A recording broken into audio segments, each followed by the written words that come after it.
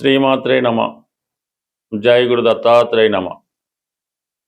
మిథున రాశి వారు ఈ వారం అంతా కూడా చాలా బిజీగా వ్యవహరించడం జరుగుతుంది. వృత్తిపరంగా కొన్ని కొత్త అవకాశాలు, కొన్ని అదనపు బాధ్యతలు మీ మీద పడటం జరుగుతుంది. అలాగే చిన్న విషయాన్ని కూడా ఎక్కువ ఆందోళన పడకుండా, కోపం పడకుండా ప్రశాంతంగా డీల్ చేయడం మంచిది. మరి ఏ విషయమన్నా కూడా మీరు సాధించగలరు. అయితే కొద్దిపాటి తొందరపాటుతనం వల్ల, లేదంటే కొద్దిగా అనాసక్తి ఇబ్బందుల వల్ల కొంతవరకు అసహనాన్ని వ్యక్తం చేసే అవకాశం ఉంది. చాలా వరకు ఓర్పుతోనే మీరు ఈ వారం అంతా వర్క్ చేయడం అన్నది మంచిది. అలాగే ధన విషయంలో, కుటుంబ విషయాల్లో చాలా ఆర్థిక ప్రగతి మీకు ఈ వారం ఇంప్రూవ్మెంట్ చాలా ఎక్కువగా ఉంటుంది. ఇక ప్రధానంగా ధనస్థానంలో 3 గ్రహాలు, అందులో ముఖ్యంగా రవి ధనస్థాన సంచారం వల్ల అంటే ప్రభుత్వ పథకాలు అనుకూలంగా రావడం కానీ, ప్రభుత్వం ద్వారా ఏదో ఒక బెనిఫిట్ మీకు లభించే అవకాశం ఉన్నది. ఇక ఇంచుమించు ఈ 17వ తారీఖున రవి 3వ స్థానంలోకి వెళ్తున్నాడు. అది స్వక్షేత్రం అవటం వల్ల మీరు కొన్ని కొత్త ప్రయత్నాలు ప్రారంభించే అవకాశం ఉంది. అది ప్రభుత్వ సహకారంతో ఆ అవకాశాలు మీకు చాలా ఇంప్రూవ్మెంట్గా కనబడతాయి. అనుకోకుండా కొన్ని ప్రయాణాలు కూడా చేయవలసి ఉంటుంది. ప్రయాణంలో కొంత హోదా కలిగిన వ్యక్తులను కలుసుకోవడం, వారి ద్వారా కొంత మీకు బెనిఫిట్ జరుగుతుంది. బట్ ఏదైనా హోదా కలిగినటువంటి మిత్రులు మీకు ఈ సమయంలో ఏర్పడే అవకాశం ఉన్నది. అలాగే ఆల్రెడీ గురువు ఉచ్చస్థితిలో ఉంటూ రాష్ట్రాధిపతి బుధుడు కూడా ఇంచుమించుగా ఈ వారం అంతా కూడా ధనస్థాన సంచారం జరుగుతుంది. అంటే స్వయం కృషితో, మీ యొక్క వాక్చాతుర్యంతో కుటుంబాన్ని అభివృద్ధి చేయడం కానీ, కుటుంబ పరంగా ఉన్నటువంటి సమస్యలు పరిష్కరించడం కానీ, కుటుంబ పరంగా వాళ్ళ అవసరాలు తీర్చే విధంగా వస్తువులు కానీ, ఏదైనా ఎంటర్టైన్మెంట్ విషయాలు కానీ సమకూర్చడం, అంటే కుటుంబ సభ్యుల కోరిక మీరు తీర్చడం జరుగుతుంది. అలాగే కుటుంబంలో కూడా ఏదో ఒక పుణ్య కార్యక్రమం, పూజా కార్యక్రమం లాంటిది కానీ, ఏదైనా వ్రతం, నోము లాంటిది కానీ ఈ వారం చేయడం, కొద్ది బంధుమిత్రులను ఆహ్వానించడం, చాలా బిజీగా వ్యవహరించే అవకాశం ఉంది. మొత్తం మీద ఏదో ఒక శుభకార్యం మీ కుటుంబంలో ఈ వారం జరిగే అవకాశం ఉన్నది. అలాగే మీ యొక్క నేమ్ అండ్ ఫేమ్ కూడా చాలా చుట్టుపక్కల చాలా వ్యాపిస్తూ ఉంటుంది. అంటే మిమ్మల్ని ప్రతి వాళ్ళు అబ్జర్వ్ చేయడం, మీ యొక్క అభివృద్ధికి వాళ్ళు కొంతమంది ఇష్టపడవచ్చు, కొంతమంది సంతోషించబడచ్చు. మొత్తం మీద ఏంటంటే మీ యొక్క ఇంప్రూవ్మెంట్ చుట్టుపక్కల వారికి చర్చనీయాంశంగా ఉండే అవకాశం ఉన్నది.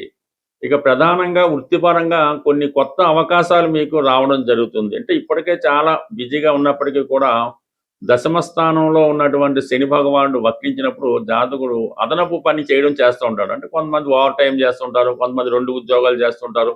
బట్ ఏదైనా వృత్తిపరంగా మీరు ఎక్కువ కష్టపడవలసి వస్తుంది.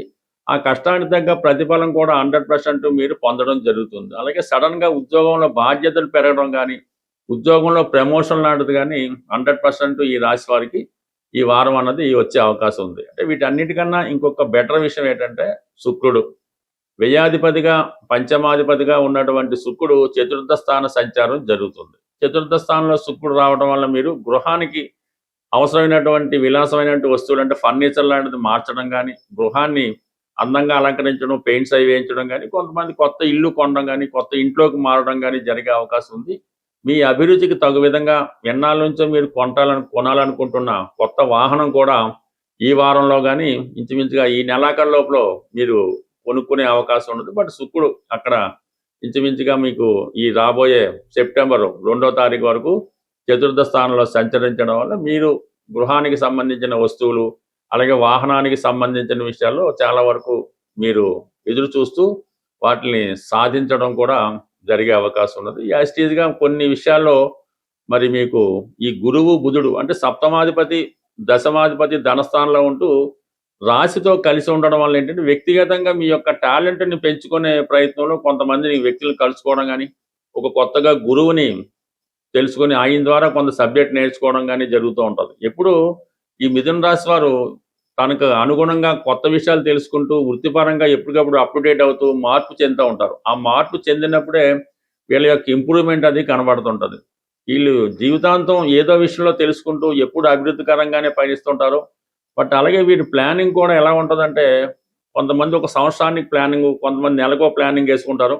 కానీ ఏ రోజు ప్లానింగ్ ఆ రోజు మీరు వేసుకుంటూ ఆ రోజు విషయాన్ని మీరు రివ్యూ చేసుకుంటే మీ జీవితం మరింత అభివృద్ధి చెందే అవకాశం ఉంటుంది. అలాగే మీరు సంపాదించినటువంటి ప్రతి రూపాయి కూడా వేస్ట్ అవ్వకుండా సద్వినియోగపరచుకోవాలంటే మీరు ఏ రోజు బడ్జెట్, ఏ రోజు ప్లానింగో ఏ రోజు చేసుకుంటే కంప్లీట్గా మీ లైఫ్లో చక్కని ప్రోగ్రెస్ రావడం జరుగుతుంది. ప్రధానంగా ఈ ఈ శ్రావణ మాసంలో మనం ప్రవేశించాం కాబట్టి ఆర్థిక పరంగా విపరీతమైనటువంటి రుణ సమస్యలు ఎవరైతే ఉన్నారో వారి యొక్క బాధలు తీరడానికి, అంటే మీ యొక్క బాధ్యతలు తీరడానికి, అప్పులు తీరడానికి శ్రావణ మాసం చాలా ఉపయోగపడుతూ ఉంటుంది.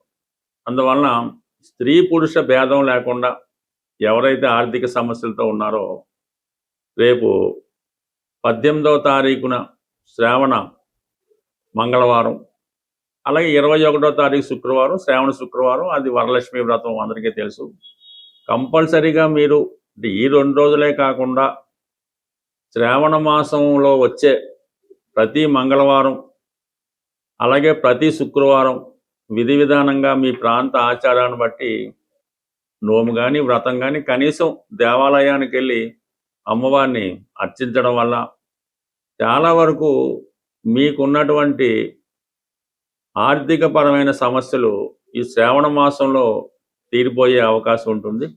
ఎక్కువగా ఈ శ్రావణ మాసంలో శనగలు, అంటే మామూలుగా ఈ కొమ్ము శనగలు అంటారు, శనగలు అంటారు, వాటిని ఈ మంగళవారం రోజు అలాగే శుక్రవారం రోజు నానబెట్టినటువంటి శనగలు, అలాగే ఏదైనా ఒక ఫలం, అంటే నేరేడు ఇప్పుడు అవి దొరకవు, కానీ మారేడు ఫలాలు కూడా దొరకవు, దానిమ్మ ఫలం, అంటే అనేక విత్తనాలు అందులో ఉంటాయి కాబట్టి ఈ శనగలతో పాటు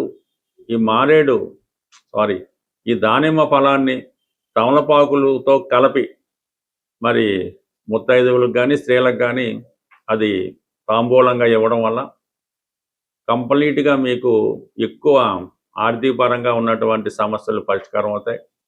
లేదు ఇవన్నీ మన వల్ల కాదనుకుంటే చక్కగా మంగళవారం కానీ శుక్రవారం కానీ ఓ పావు సేరో పావు కేజీయో శనగలు చక్కగా నానబెట్టి అది ఆవుకి నైవేద్యంగా పెట్టడం వల్ల, అంటే ఆవుకి ఆహారంగా పెట్టడం వల్ల కూడా మీకు ఈ రుణ సమస్యలు బయటపడే అవకాశం ఉంది. అలాగే ఇంకా అవకాశం బట్టి ఆంజనేయ స్వామి టెంపుల్లో ప్రతి మంగళవారం కూడా స్వామివారికి సింధూరంతో అభిషేకం చేయడం వల్ల కూడా మీకు ఆర్థిక పరంగా ఉన్నటువంటి సమస్యలు పరిష్కారం. అంటే ఇది శ్రావణ మాసం అన్నది లక్ష్మీ అమ్మవారికి సంబంధించినటువంటి ఇష్టమైనటువంటి మాసం. ఆ సమయంలో మీరు మరి వెంకటేశ్వర స్వామిని ఆరాధించినా, విష్ణుమూర్తిని ఆరాధించినా, విష్ణు సహస్రనామం పారాయణ చేయనా, అలాగే హనుమంతుడు అదే సంబంధించింది కాబట్టి ఏదైనా మీ యొక్క నమ్మకాన్ని బట్టి అంటే ఫలితం కూడా తొందరగా రావడం జరుగుతుంటుంది. అలాగే శ్రావణ మాసంలో కూడా మనం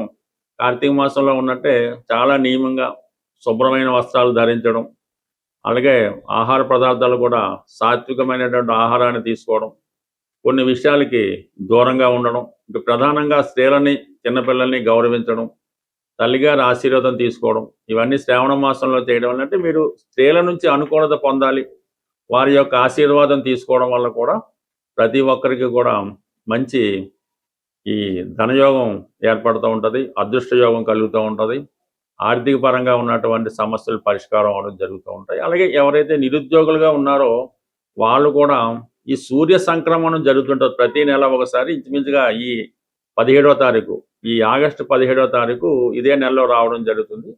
ఆ సూర్య సంక్రమణం జరిగే రోజు కంప్లీట్గా మీరు ఉపవాసం ఉండవలసి ఉంటుంది. ఉపవాసం ఉంటూ ఆ సూర్య భగవాను ఆదిత్య ఉదయంతోనో సూర్యాష్టకంతోనో పారాయణ చేసుకుంటూ అది మీ తండ్రి గారిని కానీ గురువు గారిని కానీ వారి యొక్క ఆశీర్వాదం తీసుకోవడం వల్ల మీకు తొందరగా ప్రభుత్వ ఉద్యోగం కానీ ప్రైవేట్ ఉద్యోగం కానీ వచ్చే అవకాశం ఉంది. ఇది ఒక నెలతో సరిపోదు. ప్రతి సూర్య సంక్రమణం రోజు విధి విధానంగా మీరు మీ ఆచార ప్రకారం పెద్దలు చెప్పిన దాని ప్రకారం సూర్య భగవాన్ని ఆరాధించడం వల్ల కంప్లీట్గా మీకు అటు అనారోగ్య సమస్యల నుంచి బయటపడతారు, నిరుద్యోగ సమస్య నుంచి బయటపడతారు, మంచి సంస్కారం, మంచి ఆరోగ్యం, మంచి యశస్సు మీకు రావడం లభిస్తుంది. స్వస్తి.